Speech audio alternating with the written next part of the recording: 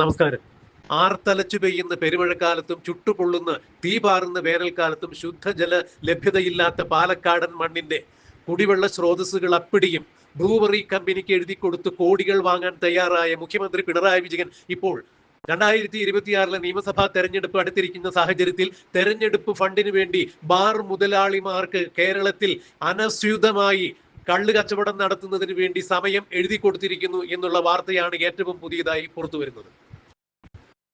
വളരെ വേഗത്തിൽ, അതിവേഗത്തിൽ, ഒരുപക്ഷെ റോക്കറ്റിന് വെല്ലുന്ന വേഗത്തിലാണ് മന്ത്രിസഭ പോലും കൂടാതെ പിണറായി വിജയൻ ഇത്തരം ഒരു തീരുമാനം എടുത്തത് എന്നാണ് മനസ്സിലാക്കാൻ കഴിയുന്നത്. എന്നും മദ്യവർജനം ആവശ്യമാണ്, അതാണ് മാനവരാശിയുടെ ഏറ്റവും നല്ല ദൃഢപ്രതിജ്ഞ എന്ന് ആഹ്വാനം ചെയ്ത മഹാത്മാഗാന്ധി വെടിയേറ്റ് മരിച്ച ജനുവരി 30 മഹാത്മാഗാന്ധിജിയുടെ രക്തസാക്ഷി ദിനത്തിലാണ് പിണറായി വിജയൻ ഈ ഫയലിൽ ഒപ്പിടുന്നത് എന്നുള്ളതും എടുത്തു പറയേണ്ട വസ്തുത തന്നെയാണ്.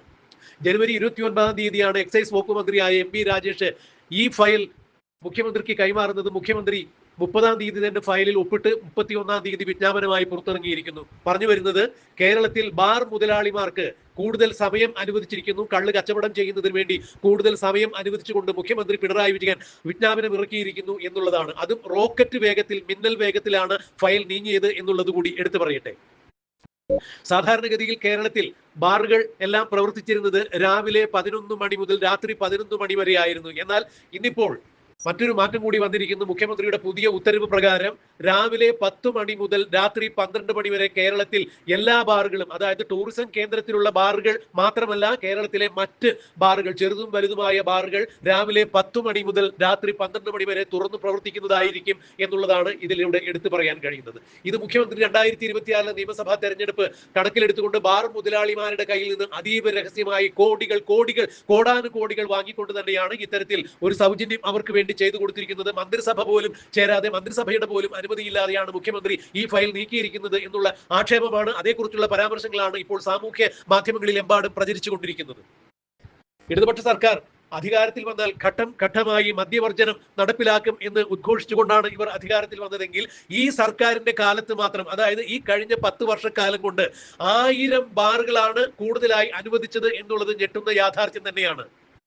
മദ്യം നിരോധനമല്ല, ഘട്ടം ഘട്ടമായി മദ്യത്തിന്റെ ഉപയോഗം കുറച്ചു കൊണ്ടുവരുന്നതിന് സാധാരണക്കാരായ ജനങ്ങളെ, മദ്യപാനികളെ ബോധവൽക്കരണം നടത്തും. അതിനുവേണ്ടി എല്ലാ ബാറുകളും അല്ലെങ്കിൽ കേരളത്തിലെ മദ്യശാലകൾ ഘട്ടം ഘട്ടമായി കുറച്ചു കൊണ്ടുവരും എന്ന് പറഞ്ഞ അധികാരത്തിൽ വന്ന മുഖ്യമന്ത്രി പിണറായി വിജയൻ ഇപ്പോഴിതാ 1000 ബാറുകളാണ് പിണറായി വിജയന്റെ 10 വർഷക്കാലത്തെ ഭരണം കൊണ്ട് കേരളത്തിൽ കൂടുതലായി ഉണ്ടായിരിക്കുന്നത് എന്നാണ് പ്രതിപക്ഷ നേതാവ് പോലും തുറന്നടിച്ചിരിക്കുന്നത്. പ്രതിപക്ഷ നേതാവ് തുറന്നടിച്ചിരിക്കുന്നതല്ല, കണ്ണു കാണാവുന്ന എല്ലാവർക്കും അത് മനസ്സിലാകും. കേരളത്തിൽ കൂട് പോലെ മുളച്ചു പൊന്തിയിരിക്കുന്നു. ഇടതുപക്ഷ സർക്കാരിന്റെ കാലത്ത് 1000 ബാറുകളാണ് പൊന്തിയിരിക്കുന്നത്. കൂടാതെ ബെപ്കോന്റെ ഔട്ട്ലെറ്റുകൾ ഉണ്ട് എന്നുള്ളത് എടുത്തു പറയേണ്ട കാര്യം തന്നെയാണ്. കേരളം എപ്പോഴും മദ്യപാനത്തിന്റെ കാര്യത്തിൽ അല്ലെങ്കിൽ മദ്യ വിൽപ്പനയുടെ കാര്യത്തിൽ മിക്കവാറും ഇന്ത്യയിലെ 1-ാം നമ്പർ സംസ്ഥാനമായി തന്നെയാണ് അറിയപ്പെടുന്നത് എന്നുള്ളതും വലിയ തൂവലായി, തന്റെ കിരീടത്തിലെ പൊൻതൂവലായി തന്നെ മുഖ്യമന്ത്രിയോ പിണറായി വിജയൻ അത് കൊണ്ടു നടക്കുന്നു എന്ന് വേണം മനസ്സിലാക്കാൻ.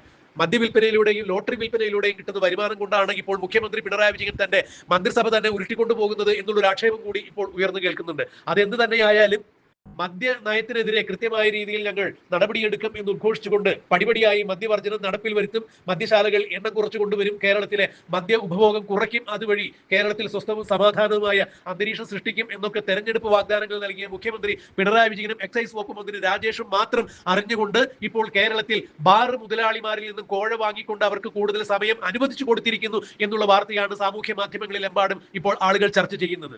അല്ലെങ്കിൽ സാമൂഹ്യ മാധ്യമങ്ങളിൽ വന്നുകൊണ്ട് ജനങ്ങൾ ഇത് തന്നെയാണ് കമന്റുകളായി അഭിപ്രായപ്പെട്ടുകൊണ്ടിരിക്കുന്നത്. ഇത് മുഖ്യമന്ത്രി പിണറായി വിജയനും എക്സൈസ് വകുപ്പ് മന്ത്രി MP രാജേഷും അറിഞ്ഞുകൊണ്ടെടുത്ത തീരുമാനം തന്നെയാണ്. 2026 നിയമസഭാ തെരഞ്ഞെടുപ്പിന്റെ പ്രോട്ടോകോൾ നിലവിൽ വരുന്നതിന് മുമ്പ് ഈ ബാർ മുതലാളിമാരിൽ നിന്നും കോടാനുകോടികൾ അടിച്ചു മാറ്റിക്കൊണ്ട് അല്ലെങ്കിൽ കോടാനുകോടികൾ വാങ്ങിക്കൊണ്ട് അവർക്ക് നൽകുന്ന ആദ്യ പരിഗണന എന്ന രീതിയിൽ തന്നെയാണ് ഇപ്പോൾ ബാർ മുതലാളിമാർക്ക് കേരളത്തിൽ എമ്പാടും, അതായത് രാവിലെ 10 മണി മുതൽ രാത്രി 12 മണി വരെ ബാർ തുറന്നു വെച്ച് കച്ചവടം നടത്തുവാൻ അനുവദിച്ചുകൊണ്ട് ലൈസൻസ് അനുവദിക്കുന്നത് പോലെ തന്നെയാണ് ഫലത്തിൽ മുഖ്യമന്ത്രി പിണറായി വിജയൻ ഈ ഉത്തരവ് നൽകിയിരിക്കുന്നത് എന്നാണ് ആക്ഷേപമുയരുന്നത്.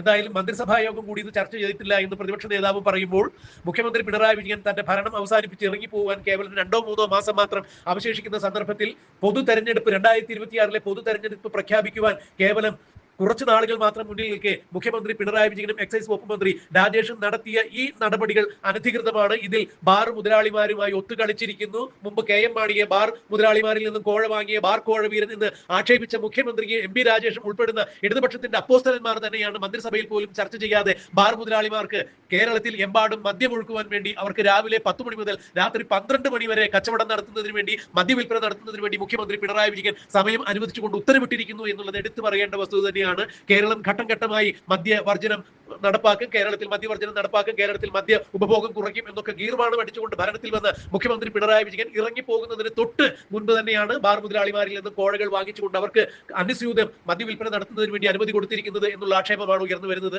എന്തായിരിക്കും ഇനി ഇതിന്റെ പേര് കേരളത്തിൽ ഉണ്ടാകാൻ പോകുന്ന പുകിലുകൾ എന്ന് നമുക്ക് കണ്ടറിയാം, കാത്തിരിക്കാം.